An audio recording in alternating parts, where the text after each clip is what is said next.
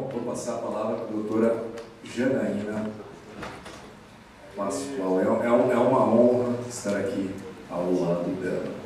Obrigada. Bem-vinda ao Palatório. Muito obrigada. Já estão ouvindo? Já? Sim. Bom dia a todos. Cumprimento a todos os... Peraí, deixa eu mudar a cadeira.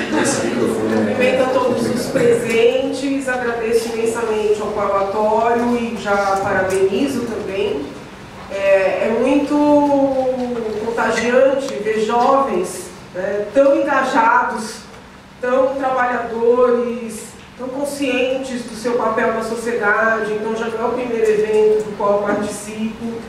É possível perceber assim, o trabalho desses jovens pelos valores do bem, né? Então já começaram falando sobre um trabalho assistencial. Então é tão interessante isso, porque durante muitos anos nós ouvimos os intelectuais desmerecendo qualquer tipo de trabalho de caridade, né?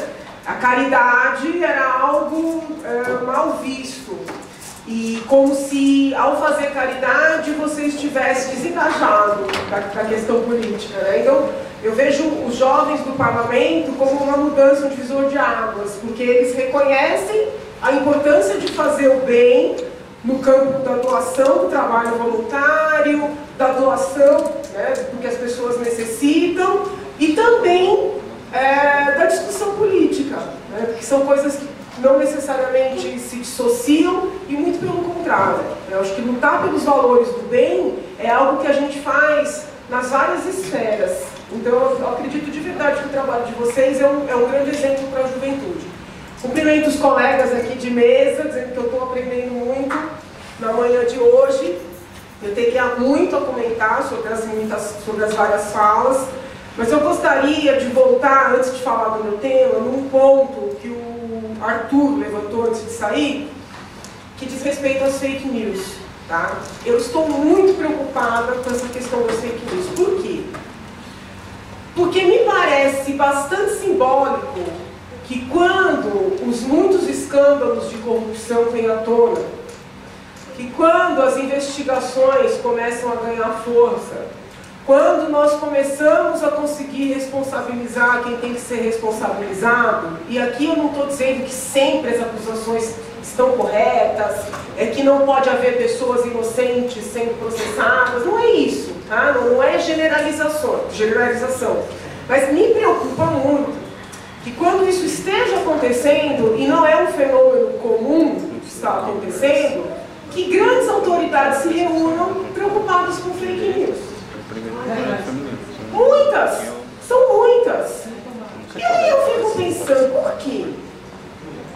Né? Porque assim, veja, nós temos tantos problemas, tantas questões importantes, sobretudo no ano eleitoral, e aí os veículos de comunicação, as autoridades todas reunidas, e o grande problema nacional se transformou na fake news. Aí eu paro para pensar, o que é fake news? Porque quando eu comecei a denunciar o escândalo do Petrolão,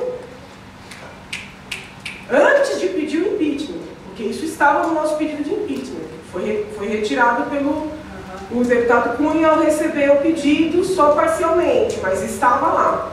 Quando eu comecei a falar do papel do Odebrecht, do envio de dinheiro para a Venezuela, né, para Angola, isso tudo era considerado fake news. E agora, só quem é crente numa determinada divindade não reconhece as provas que estão para todos, né?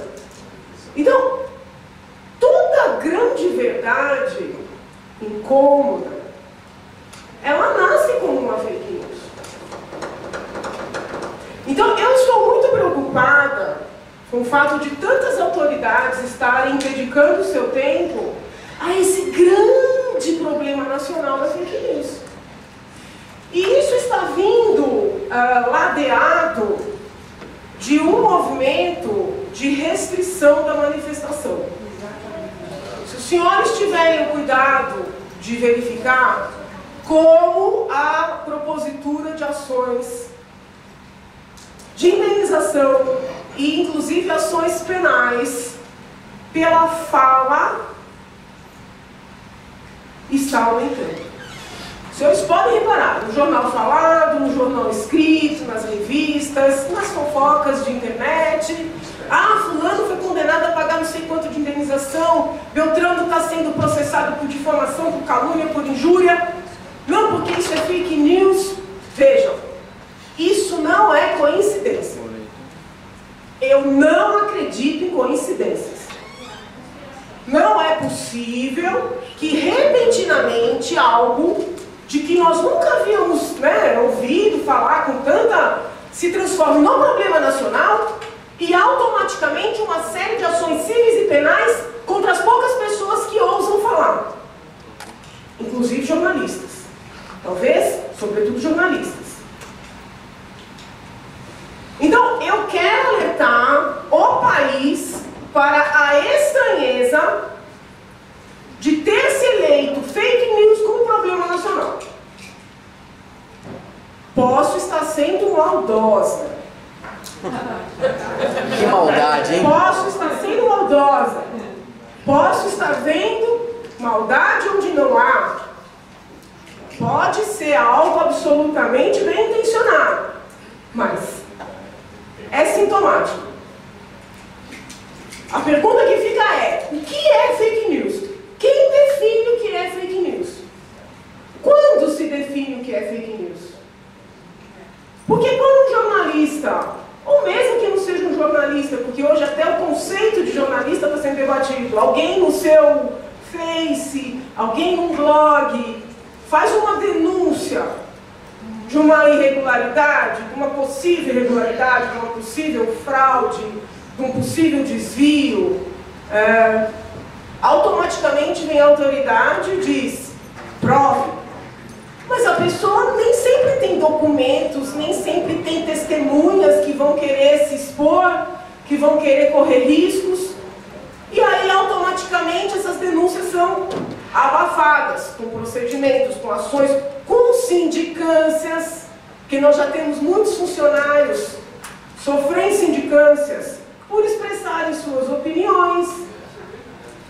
Rapidinho, fulano fez uma crítica à instituição tal, abriram uma sindicância. O outro fez uma crítica, abriram, já está no CNJ, já está no CNMP, já está... Calma! Nós estamos num momento de depuração. É claro, se houver alguém que com má fé constrói uma acusação, frauda em documentação para prejudicar alguém, isso tem que ter reflexos. Porém, num período de depuração como o que nós estamos atravessando, onde pessoas extremamente poderosas estão sendo alcançadas, inclusive dentro de algumas instituições, a fake news virar um problema nacional, desculpa, não está certo, isso está estranho. Então, eu quis aproveitar, muito embora as falas de todos os colegas sejam importantes, muito importantes, e mereceriam todas elas, no mínimo um comentário. Hoje a minha preocupação maior é com essa história da fake news, porque eu acredito verdadeiramente, não só, isso não nasceu agora, isso aí pode pegar alunos meus, eu dou aula há 20 anos, e perguntar, 20 anos atrás, o que a Janaína falava em sala de aula? Que a fala tem que ser livre. Melhor correr o risco de excessos, de falta de educação, de grosseria, mas a fala ser livre, porque é do livre debate de ideias que a gente consegue chegar às verdades. Tá? Então, por isso é que eu me permito fazer esse comentário com relação à fala do Arthur, que me pareceu muito procedente no momento que a gente estava atravessando, como são todas as demais. O tema que o Palmatório pediu para eu comentar é um tema que eu abordo num curso de 6 meses na faculdade, que é o tema segurança pública. Tá? Então, eu vou tentar fazer algumas pinceladas aqui de alguns pontos desse curso para reflexão. Por que eu decidi criar esse curso na faculdade? Porque eu vejo, na atualidade, uma polarização nesta seara que não me parece uma polarização inteligente. Tá? Em regra, nós temos aquelas pessoas que se dispõem a tratar do assunto, porque muitos ignoram esse assunto, né? Como se segurança pública não fosse uma questão, quando é, talvez a principal.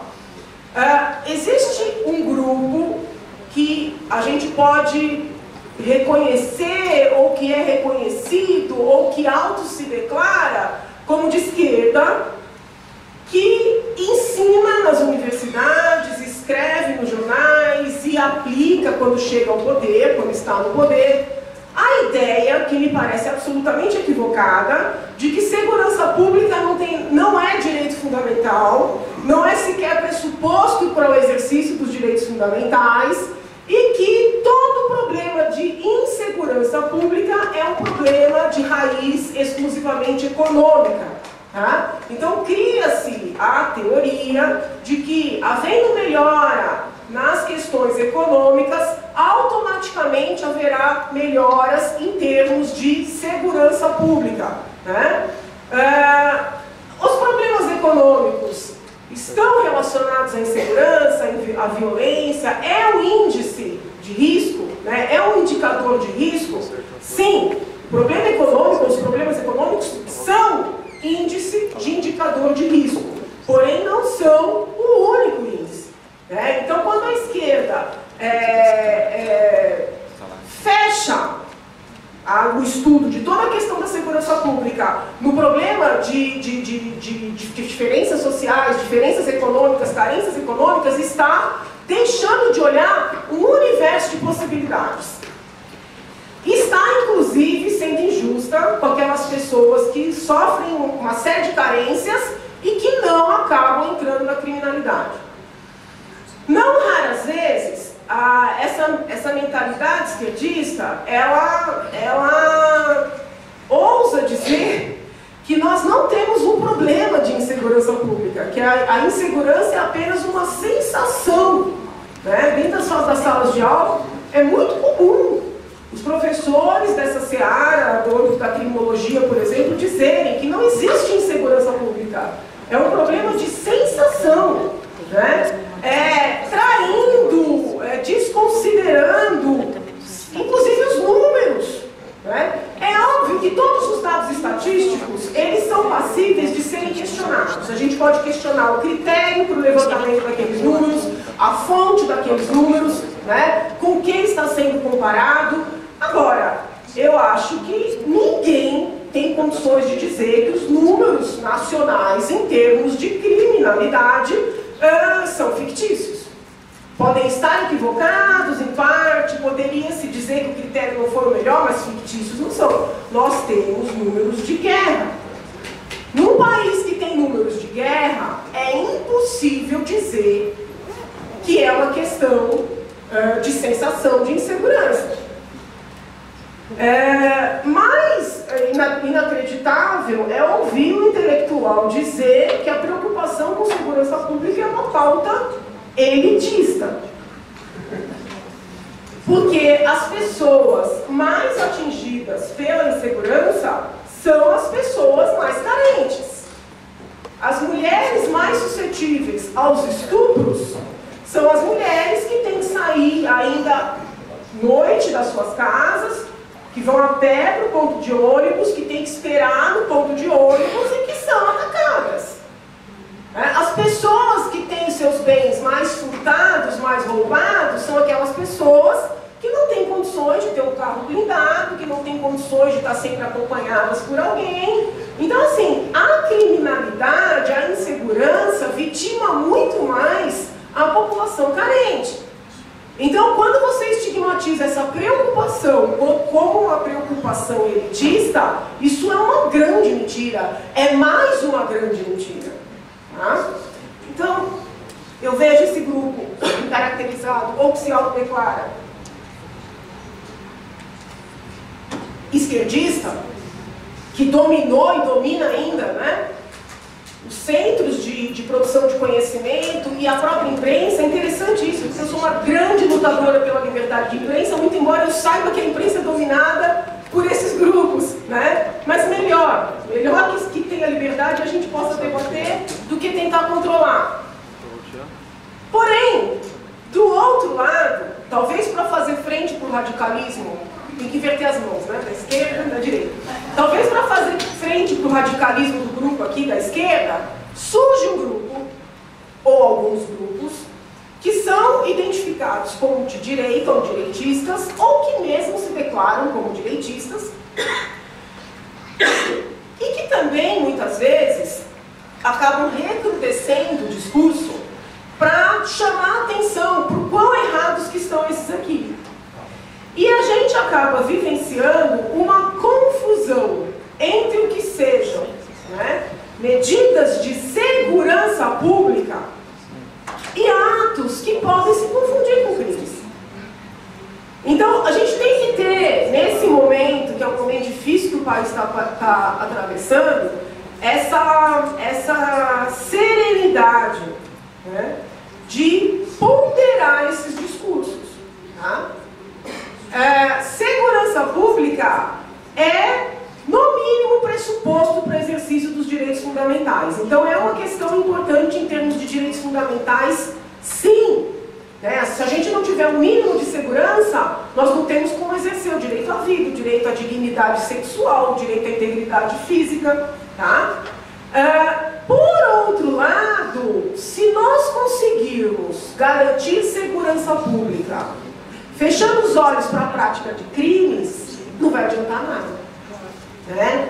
Então, quando a gente fala em gestão de segurança pública, em uma preocupação com essa seara, nós não podemos em nenhuma medida admitir chegar a esse estado de segurança ou de alguma segurança praticando torturas. Nós não podemos admitir chegar a esse estado, né, de tendência à segurança mediante execuções. Por que eu estou frisando isso? Porque muitas vezes acabam se criando discursos, monólogos. O grupo da direita fala para ele mesmo. O grupo da esquerda fala para ele mesmo. Ninguém consegue fazer com que ideias aplicáveis, palpáveis, sérias, cheguem aos executores. Né? E a situação só piora. Então, geralmente é assim: você é a favor da arma ou você é contra a arma? Desculpa, isso é um tema sério demais para ser reduzido a ser a favor ou contra. Não é por aí. Existem critérios, existem verificações, existem pesquisas nacionais e internacionais. A gente tem que descer para o detalhe. Você é a favor de manter a idade de 18 anos ou você é a favor de diminuir? Entre diminuir e manter, tem uma infinidade de possibilidades. O impacto de uma diminuição vai ter uma série de consequências. O impacto de uma liberação desenfreada de armas vai ter uma série de consequências. Como a manutenção do desarmamento, apesar do referendo ter sido pelo não desarmamento, já teve. Né? Então, são assuntos não é questão de são assuntos polêmicos, são assuntos que têm tecnicidades que precisam ser olhadas. Né? Você é a favor da unificação das polícias ou não? Isso não é um discurso ideológico. Você pode fazer esse debate sob o ponto de vista ideológico. Você gosta da polícia militar, você não gosta? Você gosta da civil? Não é isso. Como é que a gente vai fazer? Vamos olhar como é que os outros países enfrentaram essa situação. Vamos estudar modelos. Dentro das academias é muito comum se pleitear a unificação das duas polícias. E quando a gente pergunta por quê, em regra se dá desculpa do policiamento com ciclo completo, que é o seguinte: o policial que pegou a situação na rua, ele vai acompanhar a ocorrência até o final, quando esse caso é levado para a justiça. Tá? O ciclo completo é isso. Hoje no Brasil nós não temos o ciclo completo. A PM, normalmente a PM, pega a situação no momento da ocorrência, leva para a civil cuida da investigação e leva para o Ministério Público, que depois vai denunciar ou não denunciar. Então tem muitos estudiosos que acham que essa quebra em duas instituições acaba prejudicando a apuração. Entretanto, a maior parte daqueles que advogam a unificação não advogam por questões técnicas, advogam por questões ideológicas, porque sabem que atrás da palavra unificação existe, né, um termo que tem significado, que é a desmilitarização. E aí a gente para e pergunta, em que medida vai melhorar se desmilitarizar? Né? Por que eu estou dizendo tudo isso? Porque quando a gente ouve especialistas em segurança pública, não raro esses especialistas em segurança pública não são especialistas em segurança pública, eles são especialistas em violência policial. Né? A violência policial é algo a ser olhado? Claro que sim. Né? Nós não queremos uma polícia violenta, nós não queremos uma polícia arbitrária que cometa crimes. Agora, reduzir a preocupação com a segurança pública à violência policial é algo que tem raiz ideológica, né? E não está nos ajudando a enfrentar uma situação que traz problemas reais. E essa polarização, né, esquerda contra direita, libera arma, não libera, militar, não militar, mata ou não mata, né? Essa polarização não ajuda em nada.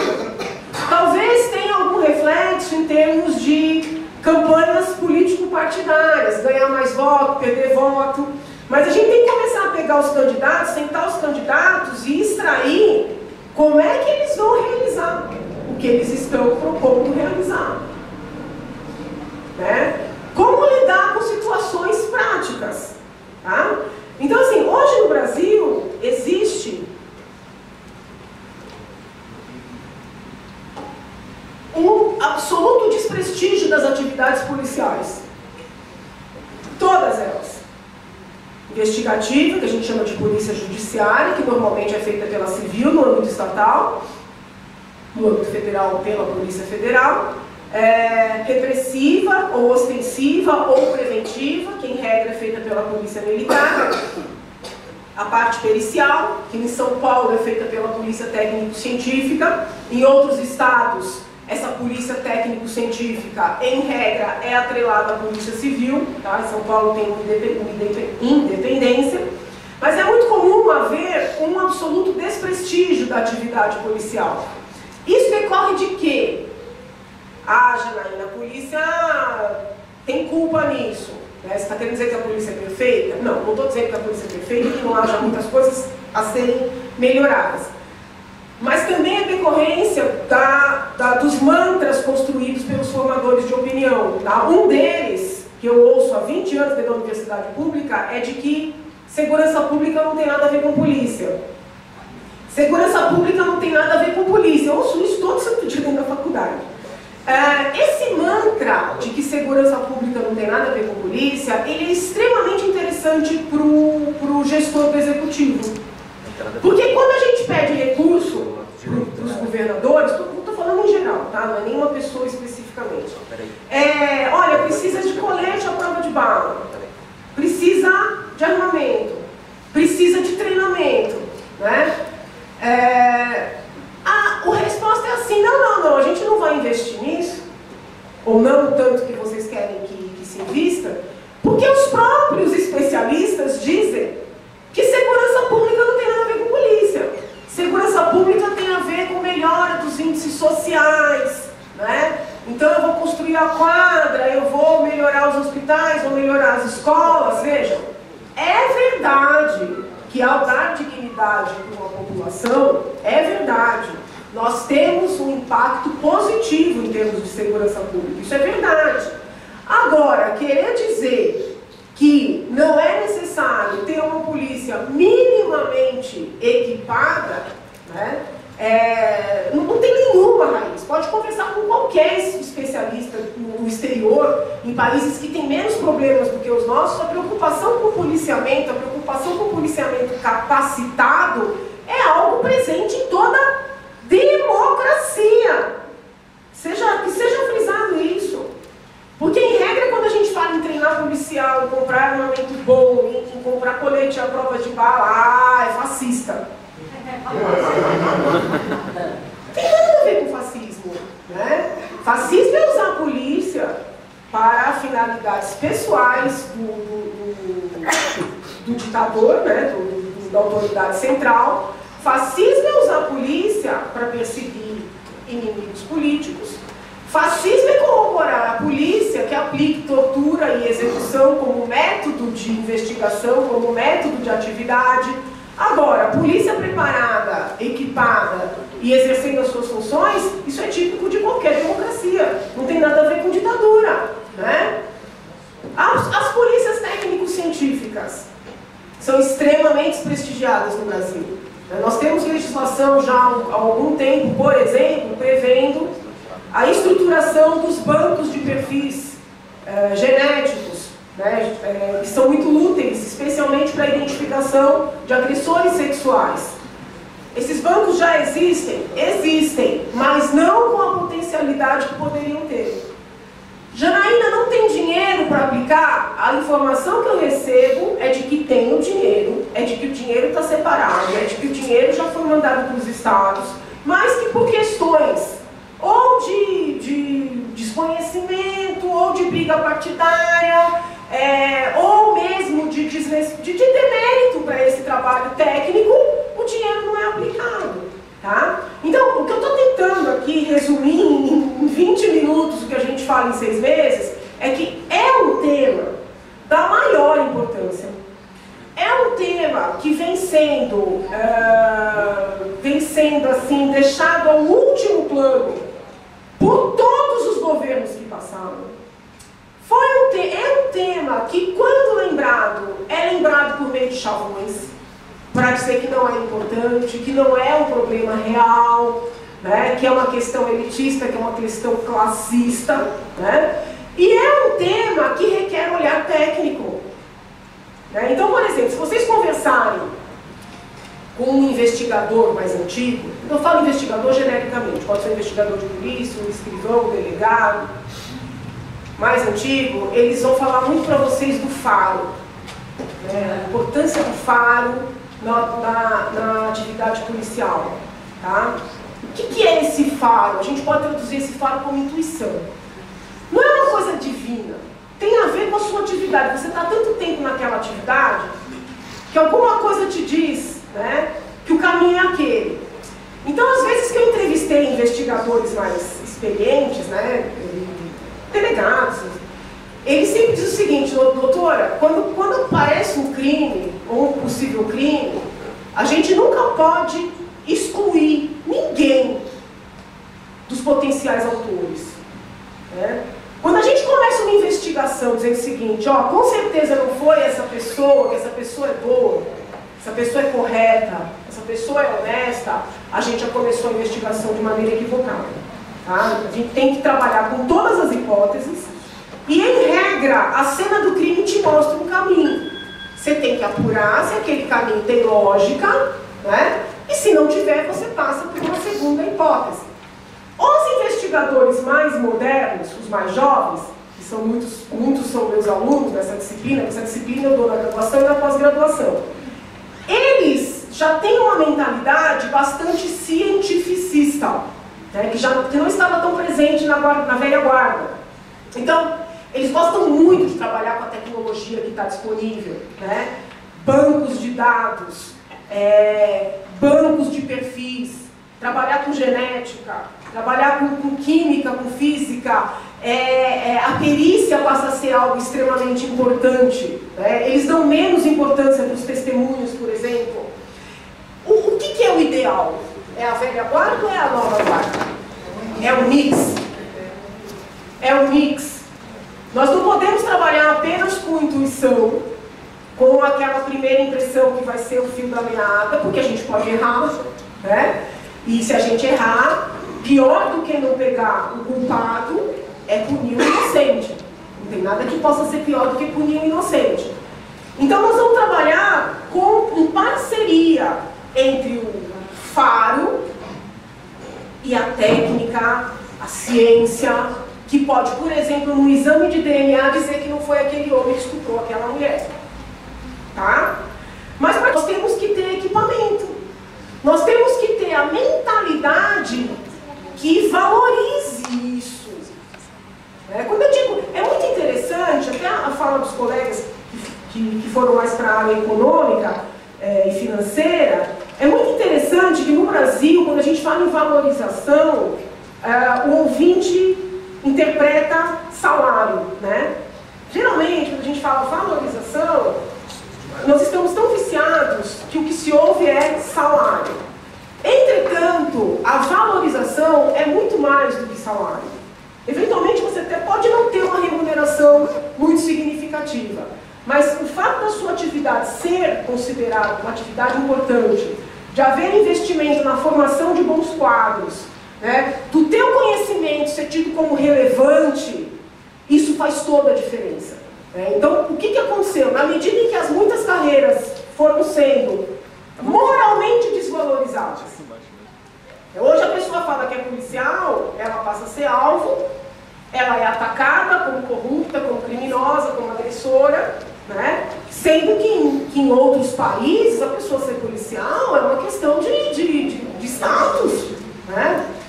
Ah, mas eles têm culpa. Eu não estou tirando, eu não endeuso, nem demonizo nenhuma pessoa, nenhuma categoria.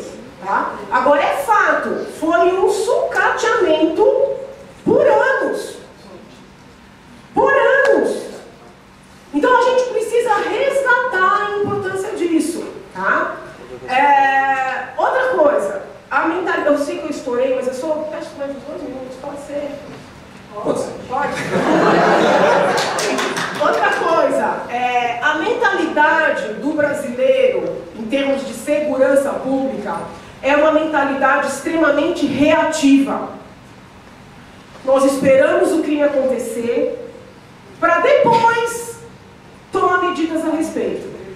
Ou, vamos dizer assim, apurar a autoria, apurar a materialidade, verificar se vai punir e assim por diante.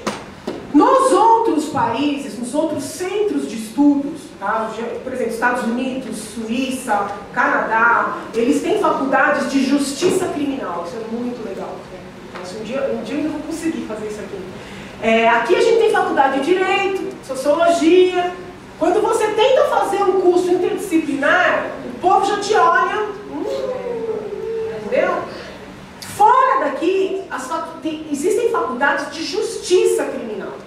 Nessas faculdades nós temos pessoas formadas em direito, nós temos policiais, nós temos químicos que trabalham com perícias, nós temos psiquiatras e psicólogos especializados em violência, né? E essa participação conjunta faz com que nasçam medidas que não são meramente reativas. São medidas também preventivas. Preventivas para antes do crime ser realizado, preventivas para depois do sujeito que praticou um crime e foi punido e que é colocado na liberdade, em liberdade não voltar a delinquir. Então existe uma preocupação global com o fenômeno, né, da violência, com o fenômeno da criminalidade, que no Brasil não tem. Né? Para vocês terem uma ideia, na Europa, eu sei que eu estourei, mas o tempo é bom demais, para mim, pelo menos. Na Europa, eles já estão estudando a utilização da terapia comportamental, tá? No descondicionamento de jovens cooptados pelo terrorismo. Porque como é a nossa mentalidade? Ah, é terrorista, a gente tranca a fia. Só que tem terroristas e terroristas. Tem um terrorista que já explodiu a bomba e tem um terrorista, conforme a maior parte das legislações hoje vigentes no mundo, que é aquela pessoa que era um simpatizante, que começou a entrar na página, e aí por alguma razão foi cooptado, em regra uma jovem, que é um fenômeno que está acontecendo na Europa, as meninas, né, sendo cooptadas no Estado Islâmico, por exemplo, que é uma questão a se estudar. Eles já estão percebendo que apenas a atuação reativa de punir, esperar a bomba ser explodida para depois, ela não é suficiente. Então, se esses jovens estão sendo cooptados para o crime, nós temos que atuar na fase da cooptação. Quando você fala isso com o penalista, ele apavora. fora, ele arrepia. O quê? Quer prender a pessoa antes dela praticar o ato? Não. Mas nós temos que identificar que o fenômeno está acontecendo e pedir ajuda de outras ciências. No caso, a ciência que eles estão, não vou discutir se é ciência ou se não é, porque não é, não dá agora, ou a carreira que eles estão chamando para ajudar é a dos psicólogos por meio da terapia comportamental. Tá? No Brasil, nós temos estudos muito avançados de intervenção com relação, por exemplo, à pedofilia. Tá? Estudos de psiquiatras sérios, professores universitários, que tem todo um arcabouço para intervir na situação da pedofilia. Não estou falando de agressores sexuais, estou falando daqueles que agridem crianças, atacam crianças por uma doença psiquiátrica diagnosticável. Tá? Porque existem agressores sexuais e existem os pedófilos. Tá? Agressores sexuais podem atacar adultos, homens, mulheres, crianças. Os pedófilos atacam. Precisamos de pessoas na justiça criminal que tenham consciência disso. E não é pessoas que mantenham as outras presas sem fundamento legislativo, mas que já consigam perceber que é necessário trabalhar em conjunto com a medicina, né, com a psiquiatria, com a psicologia, que inclusive no momento das progressões de regime, pode-se condicionar essa progressão a um acompanhamento médico, né, por um profissional tal. Então assim, só que quando a gente conversa isso, dentro das faculdades de Direito, e mesmo com profissionais da área, da prática, né, eu já fui tratar disso com desembargadores, com juízes, eles olham assim, mas doutora, não tem instrumento legal para isso. Claro que tem.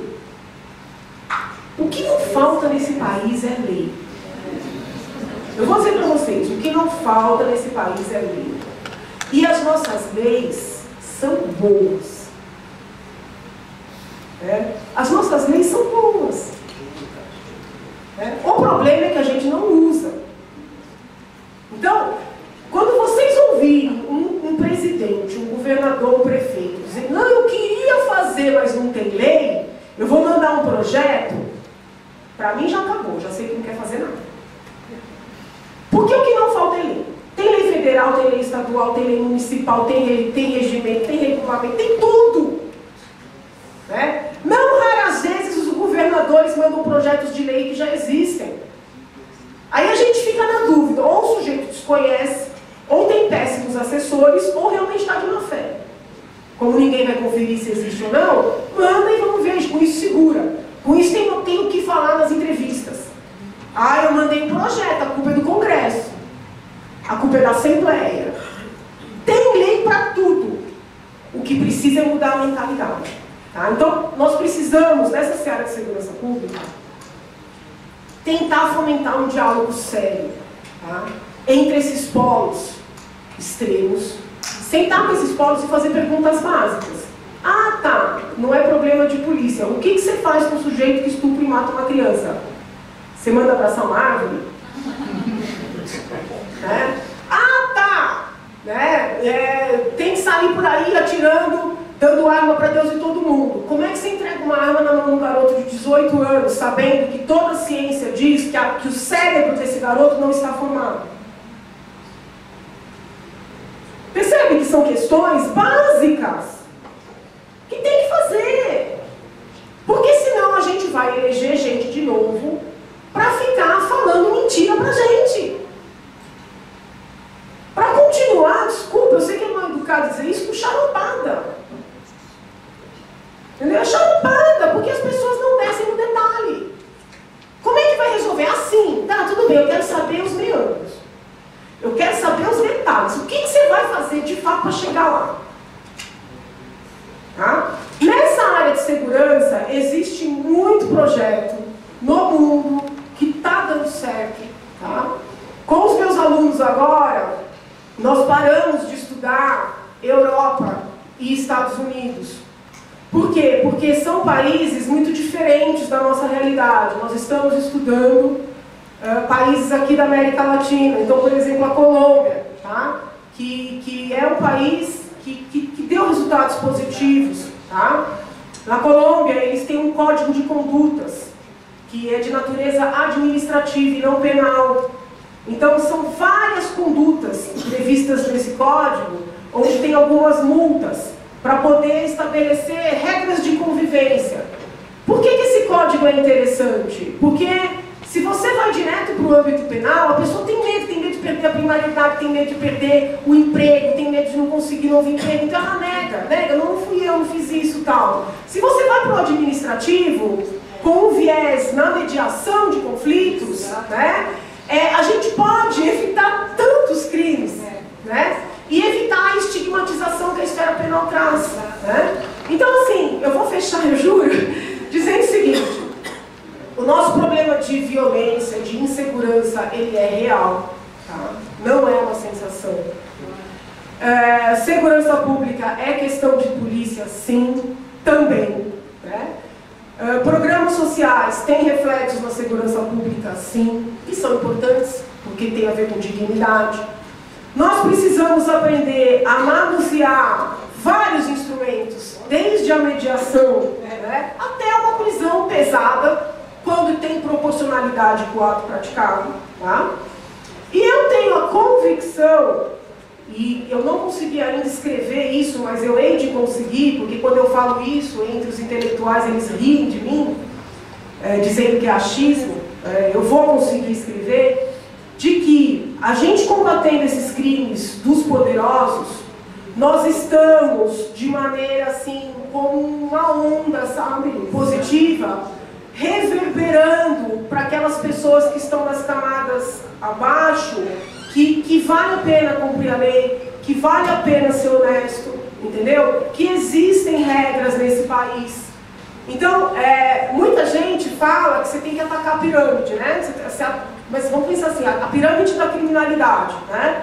Os crimes de massa, os crimes empresariais, que muita gente chama como econômicos, e tem gente que chama, a meu ver, equivocadamente, como crime econômico que está na ponta da pirâmide. Eu não chamo assim, eu chamo de criminalidade política, tá?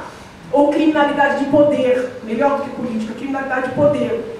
Muitos pesquisadores dizem assim, vamos atacar a pirâmide. A gente ataca a pirâmide e isso vai fragilizando. Não! Claro, não é que a gente vai deixar de punir quem está na pirâmide e merece ser punido. Vamos atacar o topo. Punir os crimes do topo tem uma visibilidade e um impacto, entendeu? Que vai reverberar em todas as camadas. Quando eu digo isso, alguns me acusam de ser, isso aí é direito penal simbólico. Se tiver algum penalista aqui, sabe o que eu estou falando. Esse é direito penal simbólico. Você está instrumentalizando o indivíduo. Não. É simbólico na medida que vira um símbolo. Mas não é instrumentalização, porque essa punição tem a ver com o que ele fez. Né? Ela é respaldada na lei, nos fatos e nas provas. Seria instrumentalização se a gente pegasse, vamos dizer assim, um bode expiatório para dar exemplo, sendo punido excessivamente por algo que ele não fez. Não é o caso. Tá?